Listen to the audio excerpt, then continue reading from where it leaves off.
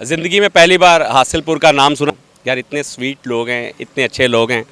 अल्लाह के हुक्म से मेरे साउंड वाले भाई के साथ लाइट वाला या जो भी हमारी कम्युनिटी से रिलेटेड है, इंशाल्लाह कोई जुल्म ज़्यादती होगी तो हम सब उसके लिए खड़े होंगे। अस्सलाम वालेकुम, मैं हूं आपका मेज़बान मरकज़ी प्रेस क्लब से कमरुल इस्लाम और आप देख रहे हैं हमारा यूट्यूब चैनल।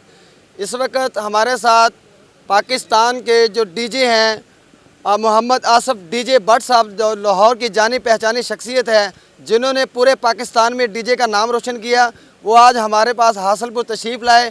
उनको हम वेलकम करते हैं और उनसे पूछना चाहेंगे कि वो यहाँ पर हासिलपुर आए तो उनको यहाँ का माहौल कैसा लगा, यहाँ के लोग कैसे लगे। बहुत शुक्रिया मेरे भाई।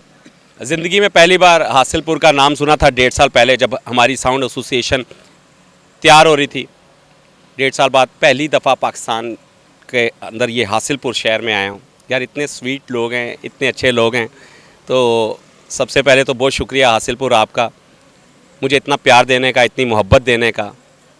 और बाकी रह गया हमारी साउंड एसोसिएशन से रिलेटेड बात।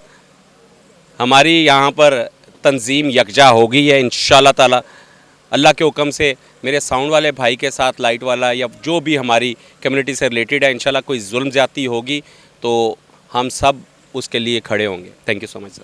अच्छा सर, जो आप आल पाकिस्तान के जो साउंड सिस्टम का, जो साउंड का काम करते हैं, उन दुकानदार हजरात को क्या मैसेज देना चाहेंगे इस हवाले से? अपनी पहचान बनाओ। जैसे कि डीजे भट्ट साहब ने कहा, मोहम्मद आसफ़ डीजे भट्ट साहब ने, कि अपनी पहचान बनाओ, अपना मेयार बनाओ, उसी के साथ आप पूरी दुनिया को रोशन करो। मिलते हैं इंशाल्लाह नेक्स्ट वीडियो में, तब तक के लिए इजाज़त दीजिए। अल्लाह हाफिज़।